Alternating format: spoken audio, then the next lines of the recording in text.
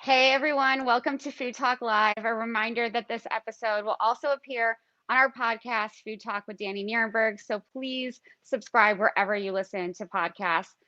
Before I introduce the amazing Nate Mook of the CEO of World Central Kitchen, I also want to talk about someone he works with, and that is Chef Jose Andres, the founder of World Central Kitchen. Jose and World Central Kitchen have been really, really good to me and to Food Tank over the years. And although Jose and Nate don't like the terms superhero or the term superheroes, they both are. Jose is really a hero to so many of us in the food movement, not only because of the work with his restaurants and the work that World Central Kitchen does to feed people during disasters, but to make sure that eaters really realize that our food choices matter, that what we put into our mouths every day is really a political choice. And whenever we're doing that, we're choosing the kind of food system that we really want. And I don't think there's a more important time than now to really remember that and to honor that and to think about where our food comes from and who produces it.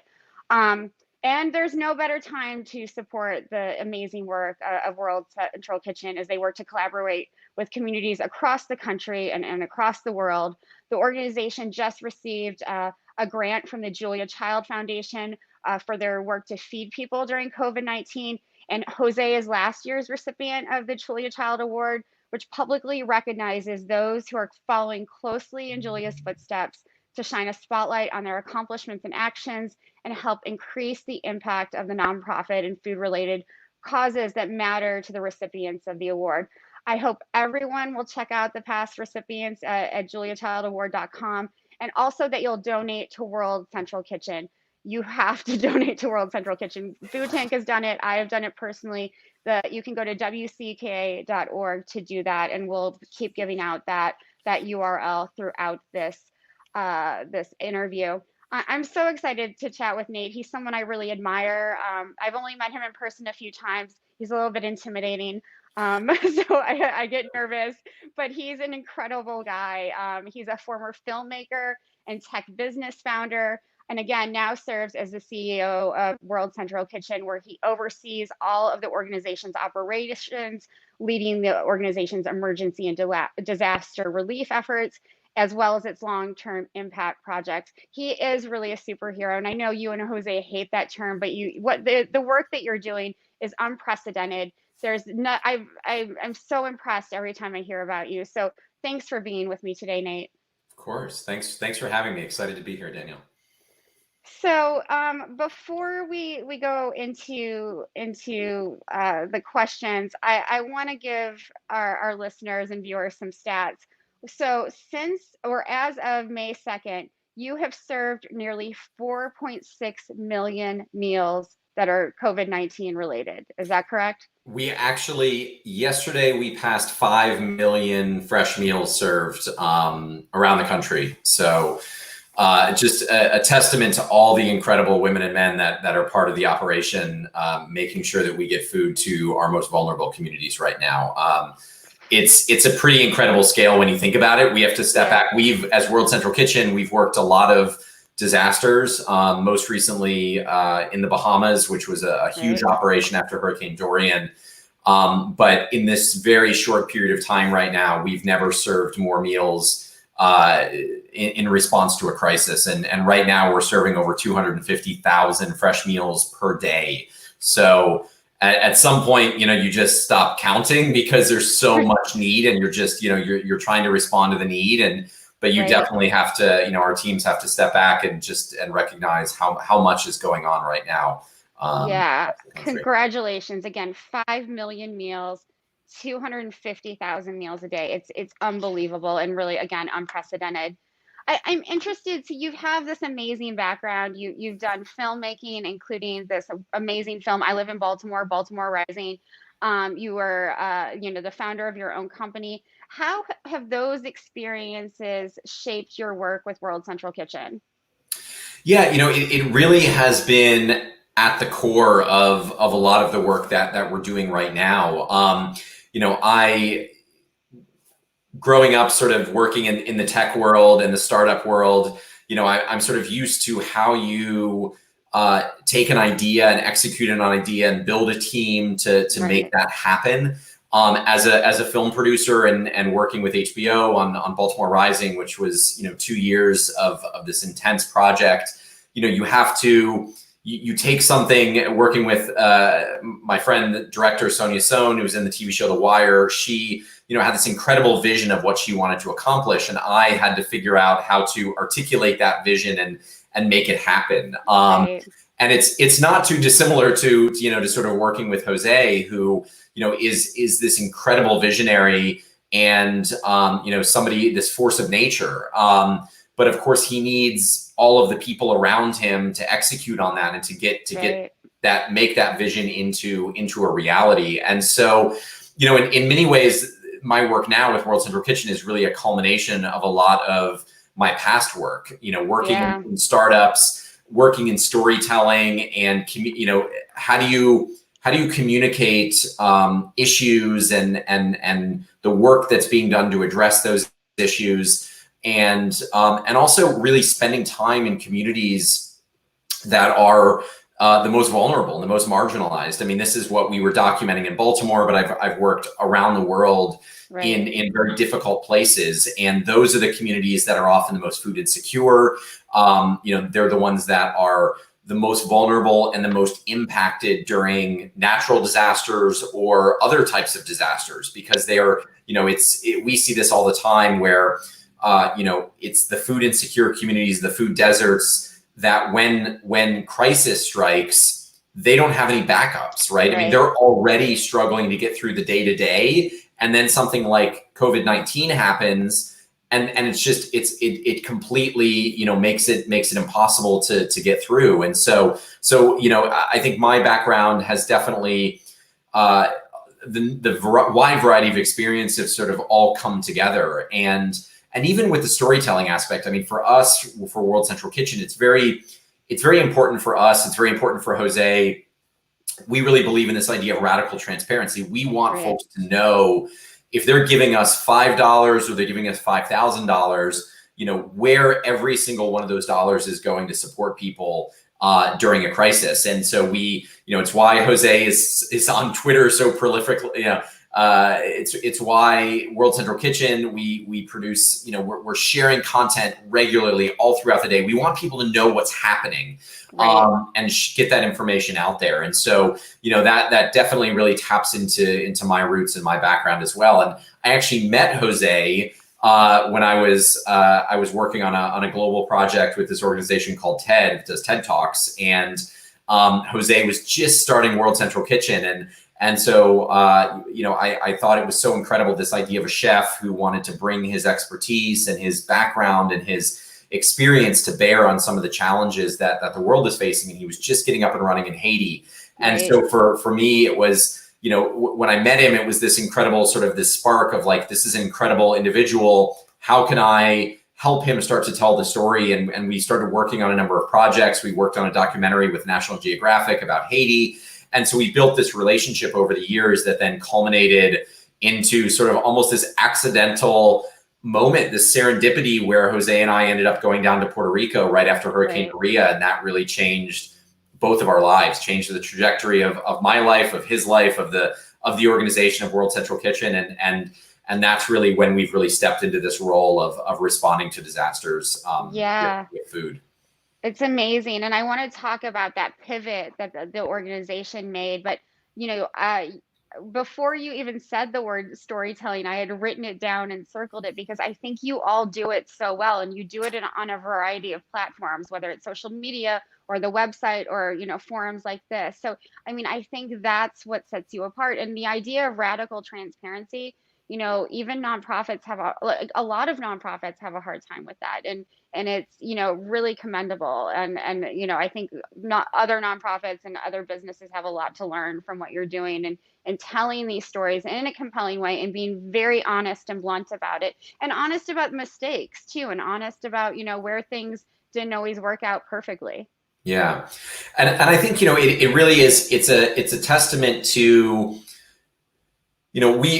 World Central Kitchen is rooted in the idea that chefs bring this unique expertise and power that can be applied to these major challenges or crises or emergencies. And, I think chefs are, if you ever go into a kitchen in a restaurant, it's this sort of controlled chaos, right? Of like, Right. how do you manage this sort of this crazy moment in time, and everything's rushing around. You've got clients, customers waiting for food, Right. and you've got to balance all these things and get the food out the door. And it's chefs have a natural tendency to do this in the same way, entrepreneurs do as well, right? And you're, like you said, you have to be willing to adapt. You have to be willing to understand where maybe this idea you had and what you were going to implement isn't going to work. And you need to be honest with yourself, honest with your donors, and say, look, like, we're doing this and this isn't going to work. We're going to shift courses. We're going to do this. We're going to change up. And I think that really is at the core of how we operate at World Central Kitchen, is this idea of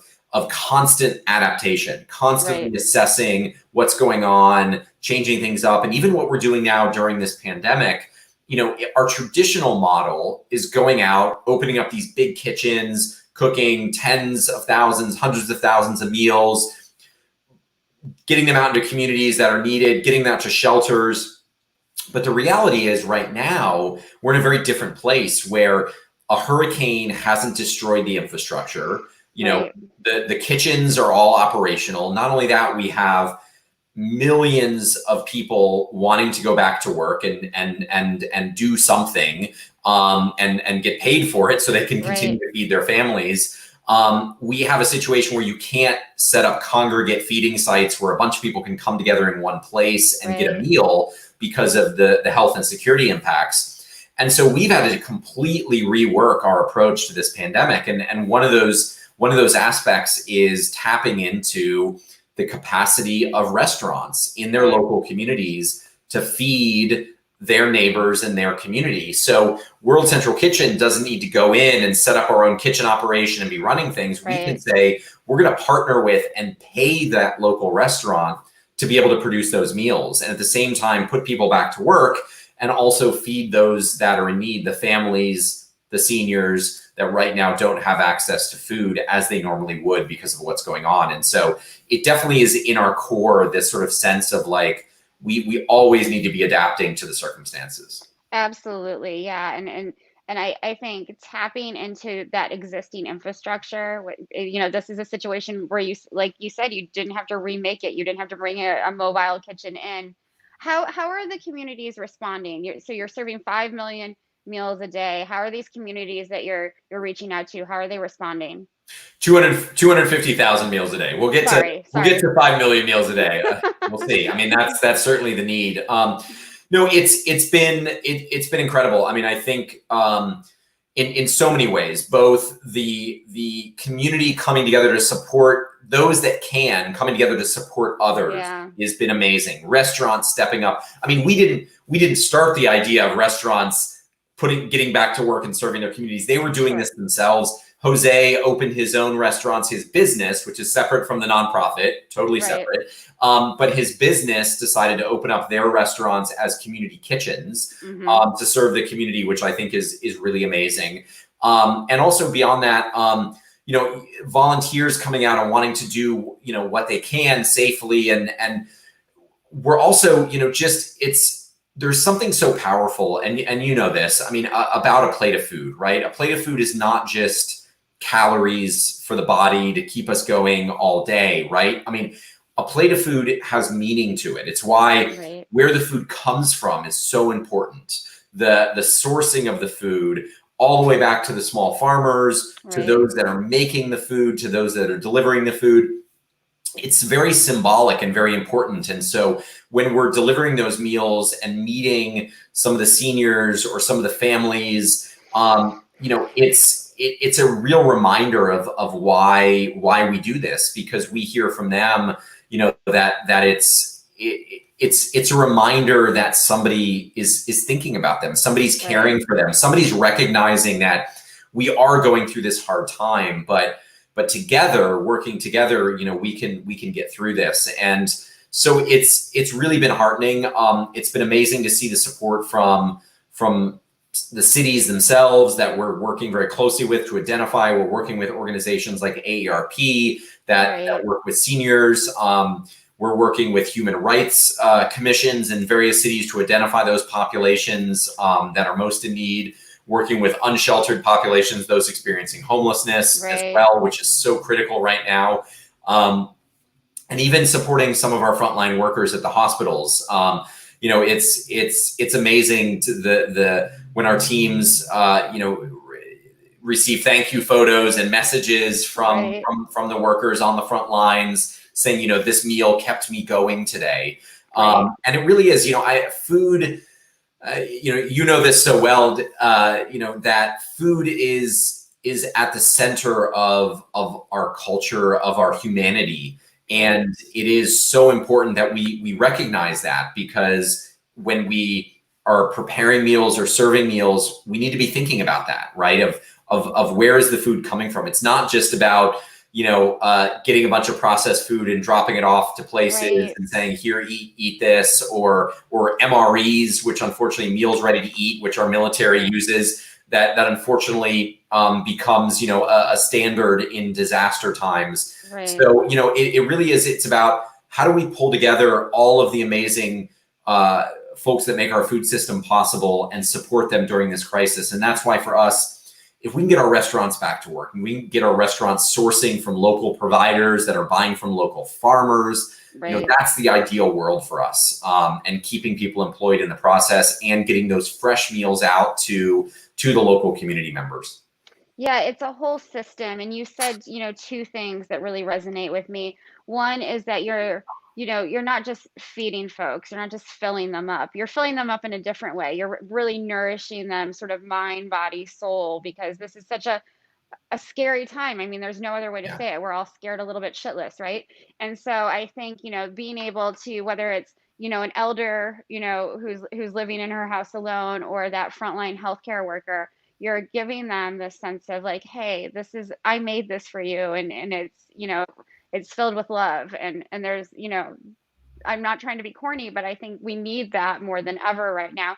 And also this sense of dignity that you're providing, because, you know, food pantries have done their best in this country, and, you know, they get a lot of processed food, unfortunately, and not always the most nourishing food. So being able to provide dignity, and not just sort of, you know, here's the crap that was left over from whatever store that, you know, before it you know, it's used by or sell by date expired. So I just love those two things, that sense of dignity, and really nourishing people in caring ways. Absolutely. Absolutely. I want to go back to the original mission of World Central Kitchen, which was doing these culinary training programs in the global south. You mentioned Haiti, and you know, training youth and getting people involved in food in different ways. And it was such a wonderful mission. It's how I first became, you know, excited about the work that you did.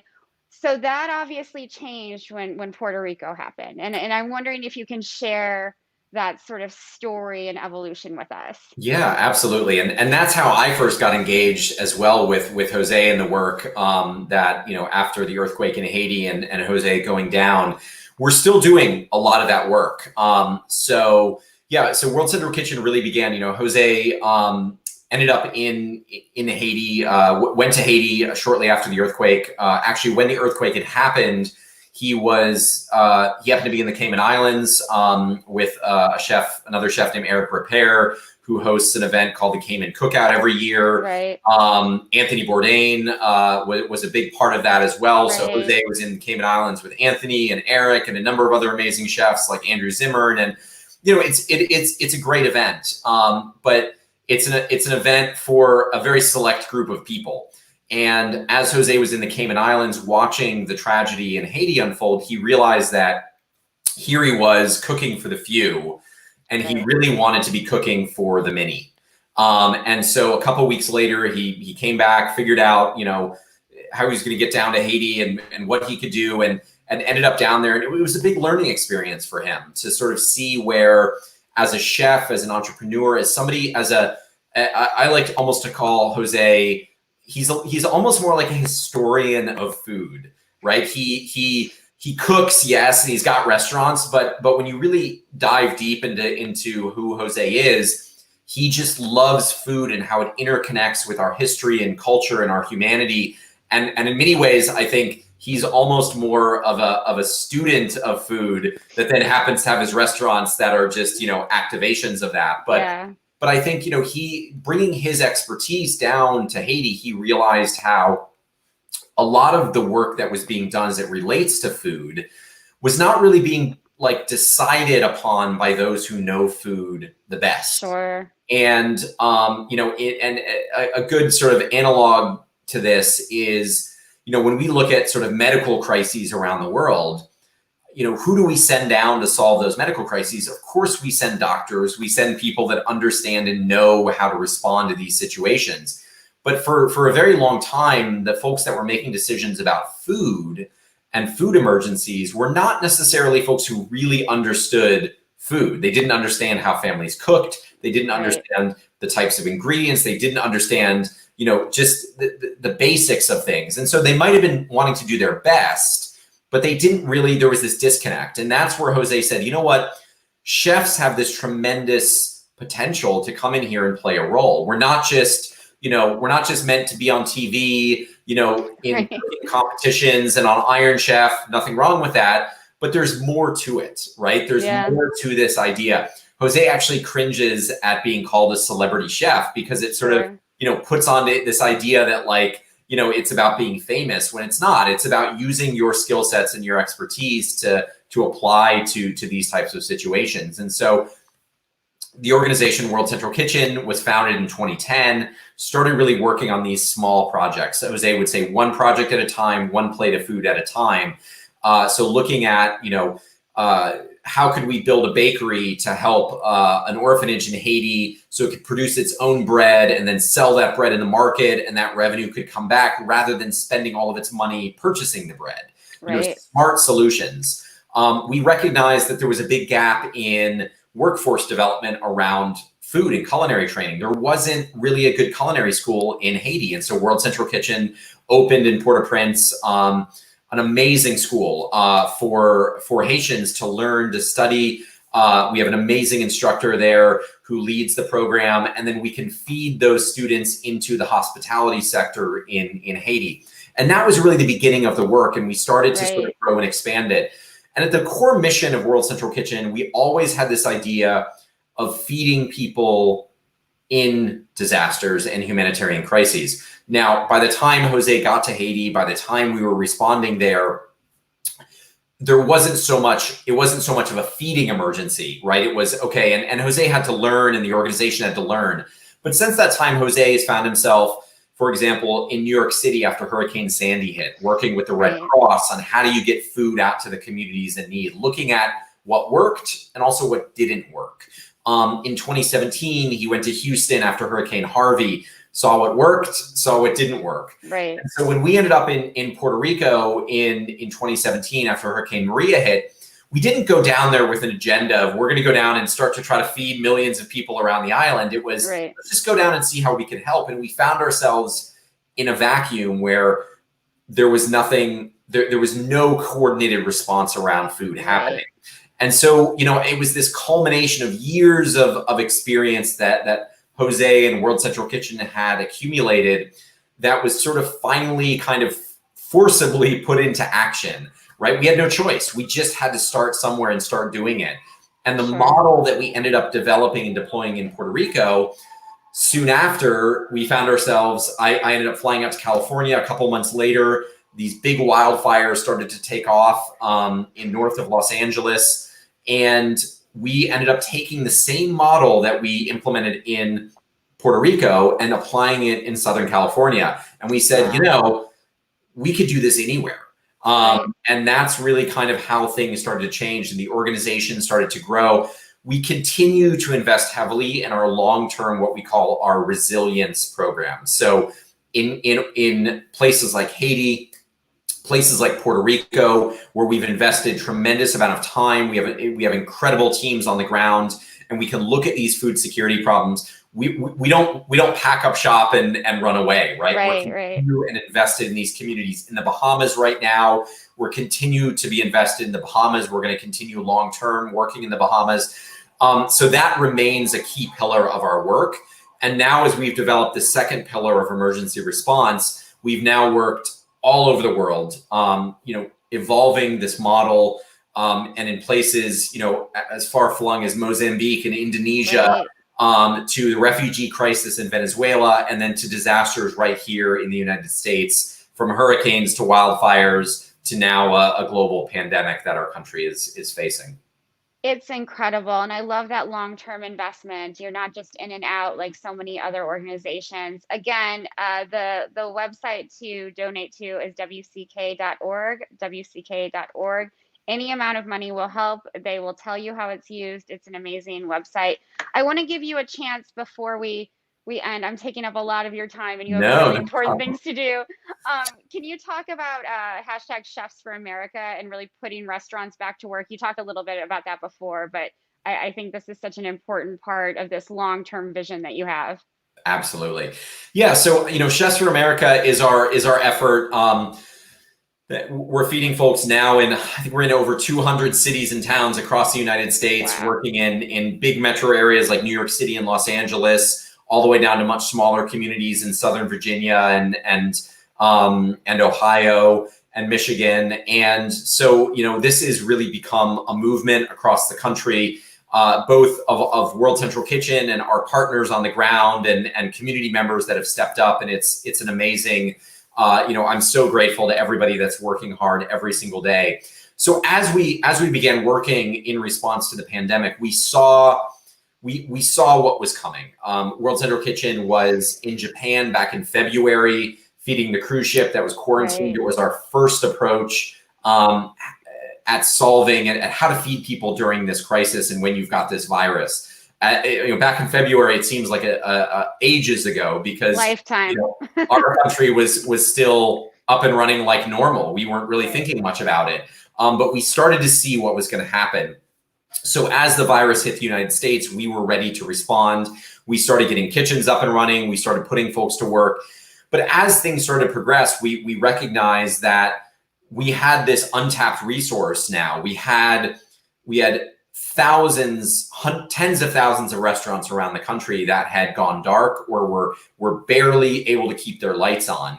And Right. on the other side, we have this need for food because, we have 30 million Americans out of work right now. They're not getting a paycheck. They Right. can't purchase food. They Right. can't even pay their rent. And so how can we keep those families going, during this time? And like you said, food banks are doing their best, but they're not built to handle a crisis of this scale. Right. And Right. so, all of our sort of social fabric and social support mechanisms are failing right now. So Right. we have to come up with new solutions. And so our focus and our solution that we want to bring to the table is, let's put these restaurants back to work. The only way we're going to get out of this is by getting back to some semblance of normalcy, right? We Right. need to get the engine running again of our Right. economy, of our communities. Sure, bailouts, tax credits, checks in the mail, loans, all those things can be good things and they can be very helpful. But ultimately, the only thing that's going to solve this problem is for us to get that engine rolling again, right? And so that's really what we're trying to do. So essentially, to make a long story short, we're identifying restaurants and communities where we can get them back up and running. We're paying those restaurants a per meal fee, keeping it super simple. We pay you to produce the food. You do everything else. You hire back your staff as you can. You purchase from your existing suppliers. We don't Right. want to change the system, and we Right. want to encourage you to do what you would normally do to keep things going or to start things back up again. World Central Kitchen then makes that connection with the restaurant and the community in need. So it could be a senior apartment complex where the seniors are isolated and unable to leave. It could be a school where folks can come and pick up meals and grab and go and take them back. It could be a church that works with their congregation we also are delivering meals door to door to a number of places as well, the families. Right. And it's been incredible. We have over 1,000 restaurants we're working with right now. Great. We're trying to scale up as much as possible. Right. You know, World Central Kitchen is entirely philanthropically funded, so by donations. So, you know, I wish I could put every restaurant in this country back to work, but unfortunately we can't.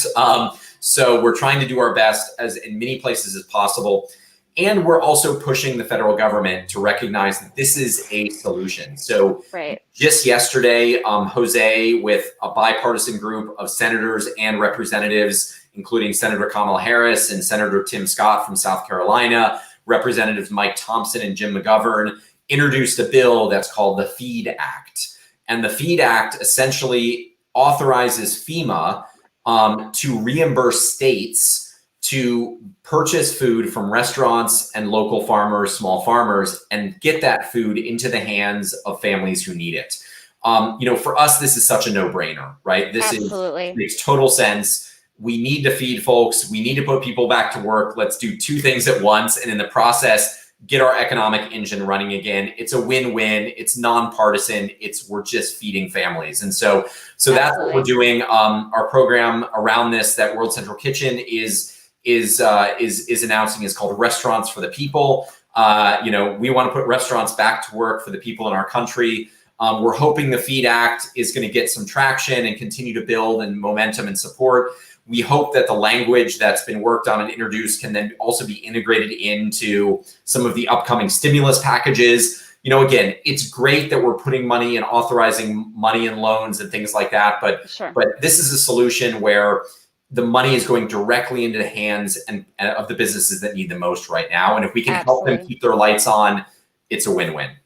Right, and bring back those millions of restaurant and food workers who lost their jobs during this time. I mean, it is a no-brainer. And you can't say this, but I can. When governments fail, and like our government is failing right now, it's organizations like World Central Kitchen who are coming up with the innovative ideas that will get this country back on track. So again, WCK.org, donate what you can. There is no more important organization. Sorry, I'm getting chills. There's no more important organization than the work that Nate is doing right now. So WCK.org.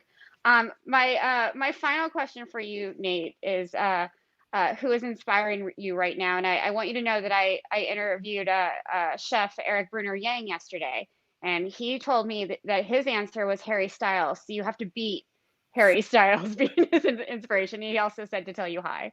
Oh, amazing. Eric's incredible. And I love what Eric is doing. I mean, he really is a perfect example of exactly what we're trying to do, which is, you know, that the local community can step up to serve the local communities, right? And where he's been able to bring in support and use his platform to raise money and get this going, which is amazing. And we're trying to do, that's exactly what we're doing as well on a national level. And, you know, again, I think this virus in this pandemic is one that affects everyone.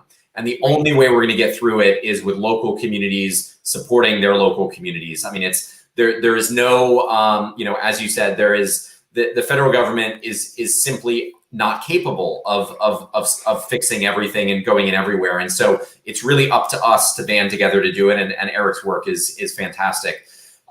It's a great question about who's inspiring me right now. You know, I think I'm going to have to, you know, take the words of an incredible food advocate and somebody who inspires, who's been an inspiration to World Central Kitchen's work, to my work, to Jose's work.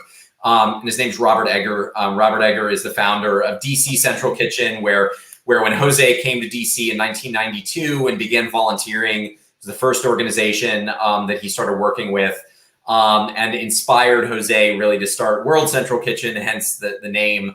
Robert has been a long advocate for those for issues for nonprofits fighting for food equity and all of the, you know, and a couple of things that I want to mention. One is, so Robert's in New Mexico right now where he lives. He has jumped in with 2 feet. He's activated a kitchen at Santa Fe Community College. He is getting thousands of meals out the door every single day to the local communities in New Mexico, to the pueblos, to the places that are the hardest hit right now around Santa Fe. And I love that, he is, he's done so much in his life, and yet he's just so willing to just jump in and get, as he says, get shit done, which is, the most important thing. But, I think, going back to your point about dignity, Robert Egger said something that really is at the core of World Central Kitchen's mission, and Jose's efforts as well. And that's, that charity, what Robert Egger says is that, too often charity is about the redemption of the giver when it needs to be about the liberation of the receiver. And, we really need to be thinking about food and how we support our communities and feed our communities in a way that puts them first. This isn't about, us coming in and imposing, here's some food that you can eat and this is what you have and you eat it. It's about going into these communities and saying, how can we help? What do you need? What can we do to support your efforts and work alongside you? Not come in and parachute in from the outside and save you, right? It's about what can we do to uplift the work, the amazing work that's already being done in all of these places. And so, that's what we're trying to do, and we're so grateful for all of our partners on the ground, because World Central Kitchen and Jose, we have a big platform. Jose has a big platform. Sure. But he's the first one to say that, none of our work would be possible without our amazing local partners on the ground, those that are fighting every single day for their neighbors. And we're proud to be standing alongside them. That's amazing. Robert Egger is a superhero too, so he's amazing. Thanks so much for joining me today, Nate. Again, everyone go to wck.org, give as much money as you can. Everyone really needs to do that right now. A reminder that this episode will also appear on our podcast, Food Talk with Danny Nierenberg. So please subscribe wherever you listen. And on our next episode, I'll be talking to Chef David Berg. Nate, please stay well. Thank you, Danny. Thank you so much. Appreciate it. Take care. Bye. Bye-bye.